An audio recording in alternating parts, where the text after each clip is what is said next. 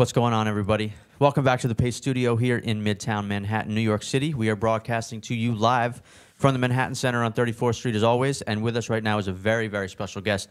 This is Myles Kennedy on my right. What's going on, man? How you doing? Thanks for having us. Yeah, thanks for coming to Paste. Myles, you got your first solo album after all these years. First solo record's coming out. It's called Year of the Tiger. It's out on March 9th, and I'm listening to it. It's a fucking great record. Thanks, man. Like a new sound for you. Yeah. Some acoustic stuff, some very kind of dusty, not sort of like, you know, the metal has been kind of brought down a notch, which sounds great. So we're gonna hear a couple of these songs sort of in their original format. In their domain. Yeah, in their domain. So a couple of new songs we're gonna hear, plus a very older one. So let's start it off with a song. Tell me a little bit about this first one. Yeah. So this is a song. It's actually probably one of my favorite songs on the record. It was actually inspired by drinking way too much coffee one morning. I got up and I was hanging out with my wife and my dogs, and started to get a little bit of the jitters.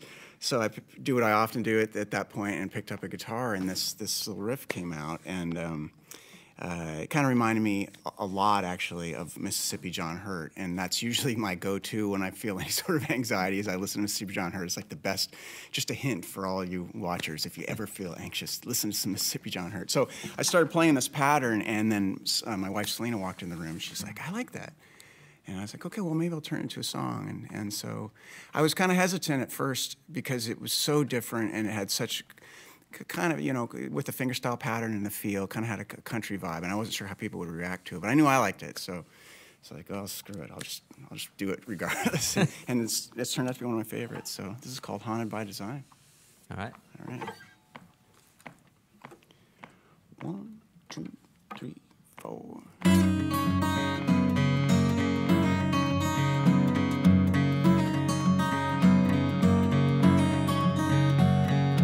Lately I've been losing sleep, haunted by design.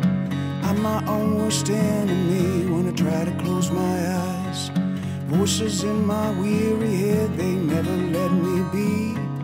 Turning every fear and dread from a whisper to a scream. I keep searching, I can't find any kind of respite from the noise inside. The clock is laughing, don't ask me why. In the holes of my mind,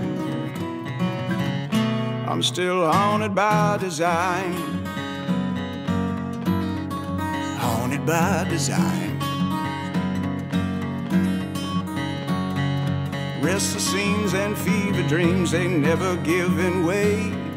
When I should be counting sheep, I'm counting my last days. Soon the morning sun will rise to overtake the moon. Like the ghost of death arrived and took my love too soon. I keep searching, I can't find any kind of respite from the noise inside. The clock is laughing, don't ask me why. In the holes of my mind, I'm still haunted by design. Haunted by design.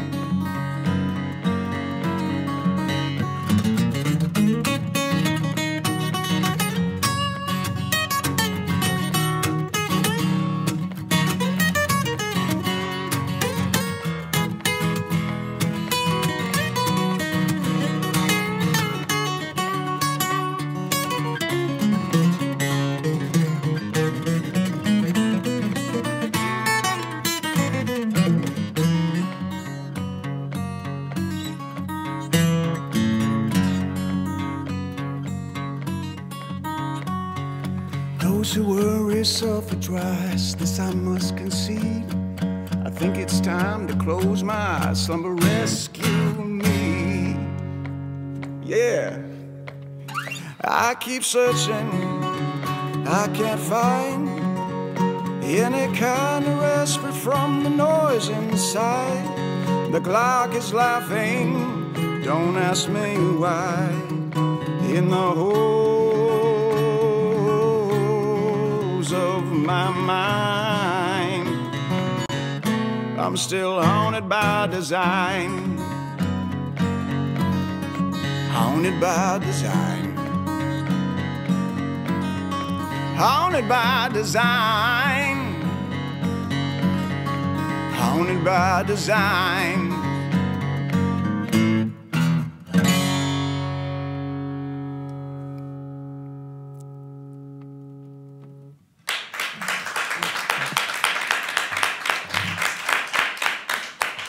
Thank you. Guys, thank you so much. I should say that Myles is joined today by Tim Tournier on guitar. You pronounced that so well. Oh, thanks, man. A lot of people butcher his last name, so I managed to spell it right on my first try too. You guys saw that. The world did not witness that, but it happened. And as a really bad speller that I am, to someone that can spell as well as you, I'm so envious of that talent. Yeah, well, you know, that's very disproportionate envy coming back the other way. So you can live with it, trust me. So Myles, you know, all right. So let me go back a little bit. Most people know you singing with Mayfield for Alter Bridge, Slash's band. You know, you're a metal singer. I was listening to this record.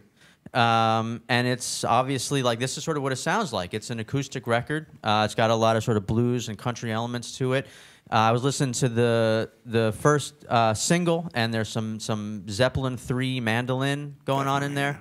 So tell me, like, why that sound for this record? How'd that all come about? I think it's just something I've always loved. You know, since I was a kid. You know, when I first discovered a couple things, you know, Zeppelin obviously. Stumbled onto a few records that you know, friends had and whatnot that were more acoustic based, and I remember I really liked it, and listened to a lot of that music, absorbed a lot of that music throughout my career as a musician, but never really had the opportunity to kind of explore that side of things to a point, but never to this degree. Yeah, and so. Yeah, it was always there. Just it was a real neat. It was kind of a selfish endeavor. I wasn't sure if anybody would want to come along for the ride. I was actually, to be honest with you, a little concerned about that because I am known as being a hard rock singer and whatnot, and generally you hear my voice in the context of very loud sonic landscapes, and this is obviously more subdued. Yeah. But it was really necessary for me just to get this off my chest, and I had so much fun doing it. Hopefully I can, if people are into it, I'd love to do it again in the future. Yeah, I mean, one thing that definitely stood out for me is that your voice. Your voice sort of like it dominates the mix as you'd expect, but it's in a lower register. It's a little bit more subdued. It's a little bit more, I don't know, like reflective maybe. Yeah. Were you looking to sing in a different kind of style than you normally do? Absolutely, yeah. I think, one of the interesting things about when you're playing in a hard rock context as a singer is you either kind of do this guttural primal scream, which I don't really have. It's like a lot of the newer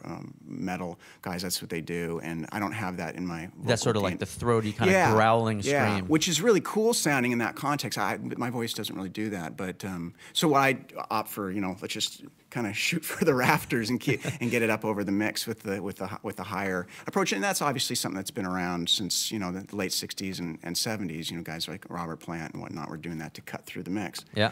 But yeah, with this, I wanted to take the opportunity to kind of put things in the basement vocally, and I think that it helps because it's such a personal story. This record and such a kind of documents this period in my life that was difficult, and I wanted to convey the emotions differently as opposed to yeah, a little and keep it not quite like that, but you know what I'm saying. Yeah, you're probably a little easier to tour on too. I hope so. Singing this way, yeah. I hope so. We'll certainly find out here in a few weeks. Yeah, but yeah, touring with the higher stuff all the time and trying to keep up with the guitars that are as loud as jet airliner engines.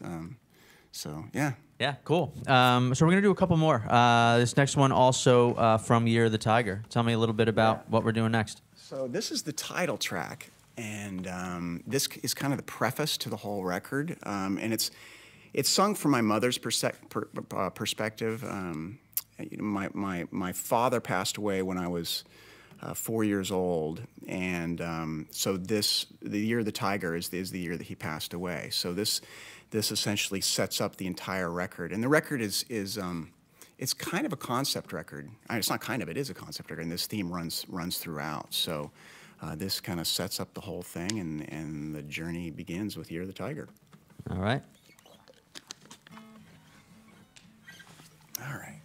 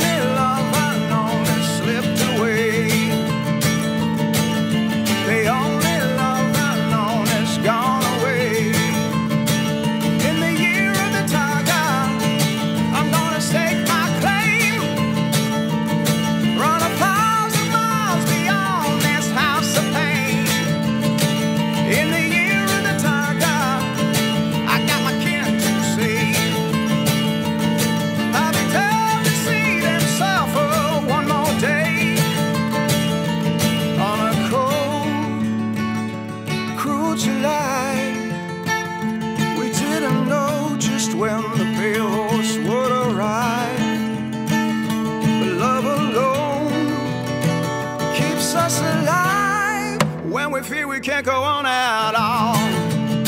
Yeah.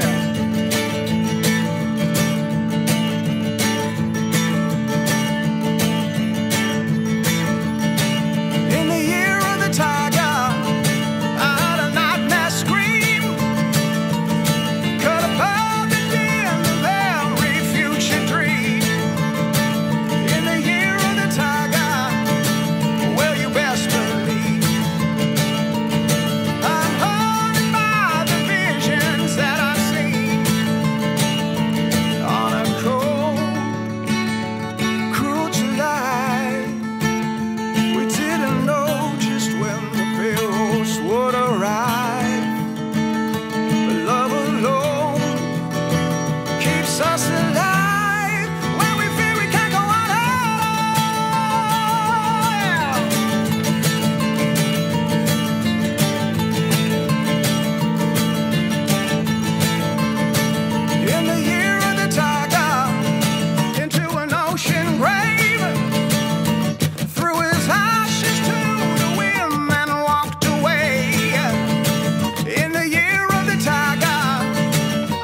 time to waste. A resolution to keep fighting and remain on a cold, cool July. We didn't know just when the pale horse would arrive. The love alone keeps us alive when we feel we can't go on.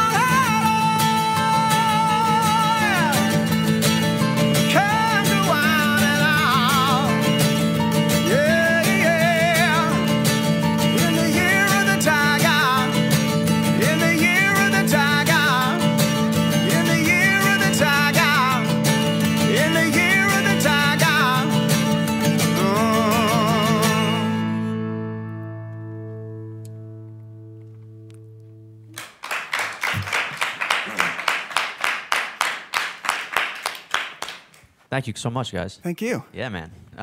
So that is the title track to the new record. As I was sort of reading about the record and listening to it, I learned that you'd written this record about your father's death and sort of the events surrounding it. And I guess what surprised me as I was reading along was that this event actually occurred like over 40 years ago. Yeah. Back in the 70s. Yeah. Which inspires the title. And then further, I found out that this was actually like your second attempt at making this record. And I started to think, man, a lot of history has gone into this thing. I mean, did it take you this long to get to this point to be able to write these kinds of songs?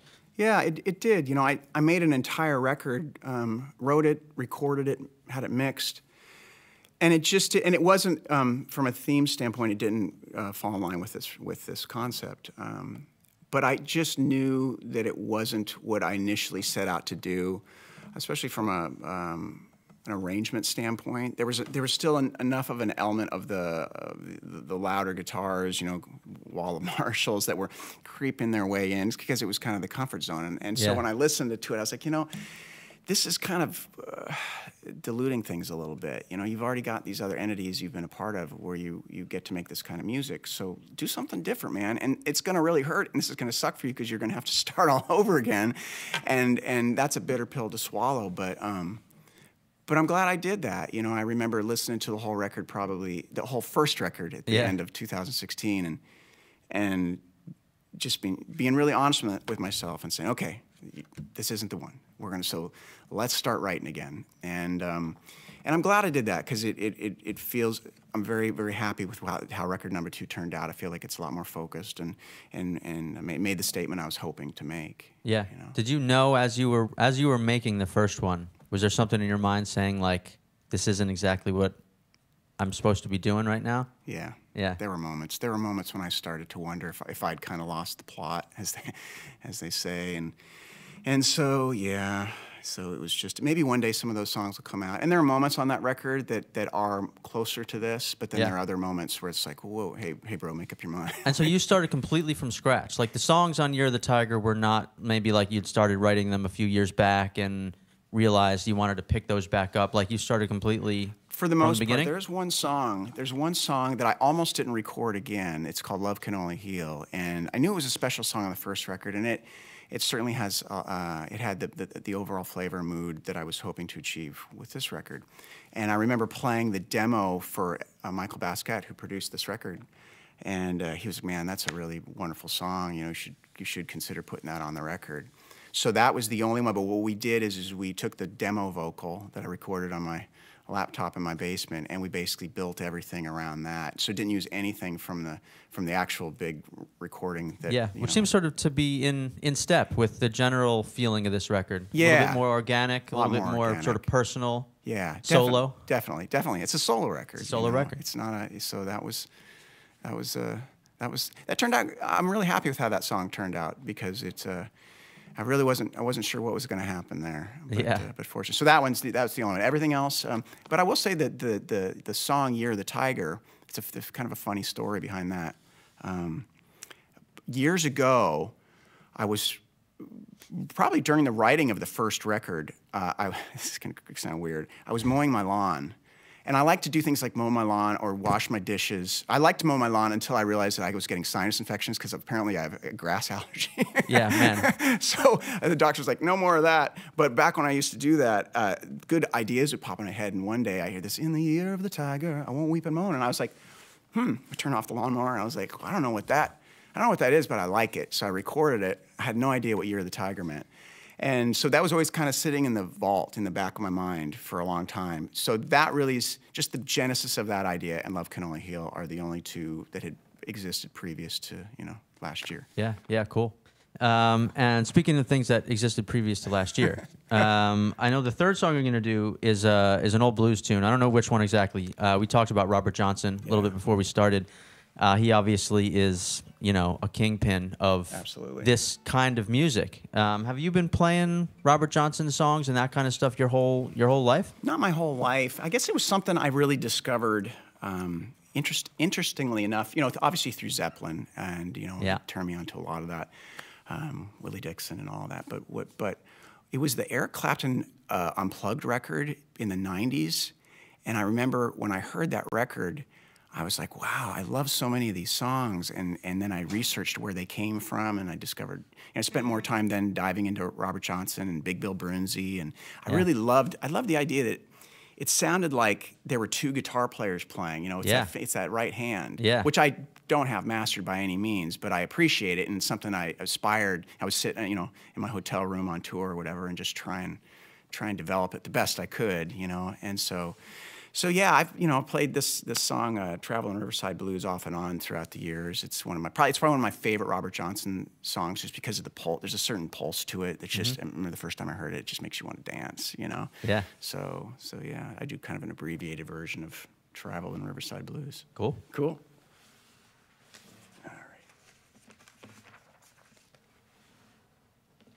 after I have my swig of moonshine. No, it's water.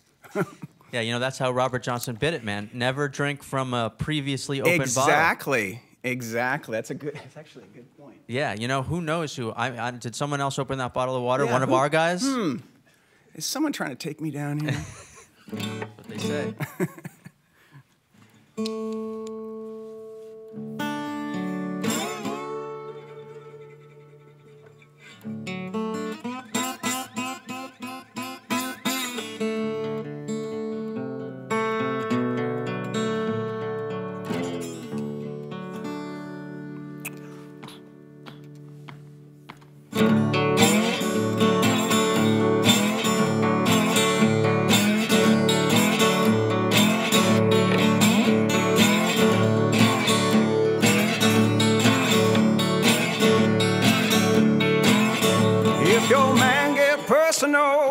Want you to have your fun. If your man get personal, want you to have your fun. Come on back to Fry Pond Mama now, bed house all night long.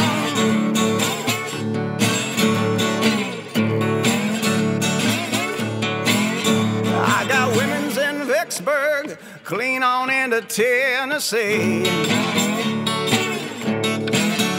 I got women's in Vicksburg, clean on into Tennessee. But my fried pork right now, ops all over me. Here we go.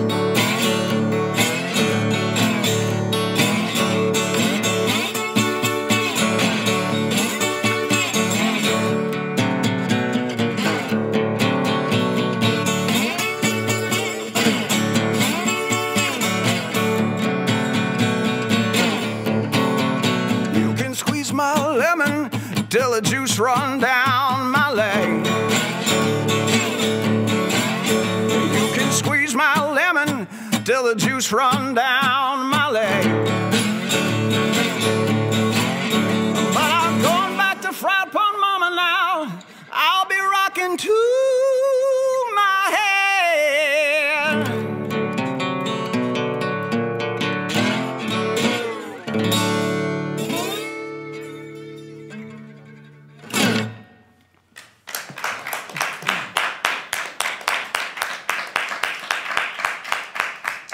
Myles, thank you so much, man. Thank you, man. Appreciate it. Yeah, that sounds great. Thank you. That was a lot of fun. Everybody, this, of course, is Myles Kennedy.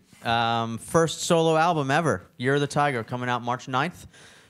There is some music to hear and tour dates to find on MylesKennedy.com. I know you're going on tour, starting out in South Africa. Yeah. Going to hit Europe for a little while and then coming back stateside in the spring. There's a show here in New York City, May 22nd at the Highline Ballroom, so check that out. Pick up Year of the Tiger. You're going to have to wait a couple more weeks, but it will arrive. Hopefully. Yeah, that's right. When is the next? I don't even know like how the cycles go in the Chinese zodiac. Yeah. Is there, like the next Year of the Tiger? It's a ways away. I think last year might have been the Year of the Tiger. I think 17 might have been the Year of the Tiger. So it's gonna. I think it's a ways down the road. A ways down the road. Yeah. A lot of people I think thought that Year of the Tiger was about. If I'm correct, was about last year, but. Obviously not. So. Yeah, no, obviously not. Yeah, and you know there'll be like a deluxe reissue with the B-sides and like the original first record next year. Yeah, Tiger, right? Exactly. That's right. Yeah, yeah. Just you know, I'm all about marketing ideas, man. Talk to my manager. You guys have some great ideas. All right, so cool. Year of the Tiger is the album. Go check out Myles Kennedy and pick it up. Check out songs on MylesKennedy.com. Dude, thank you so much. Thank you for coming to Pace and playing our studio for us today. Yeah, and when you swing around again, please play for us again, man. We'd love to. We'd love to. All right. Cool.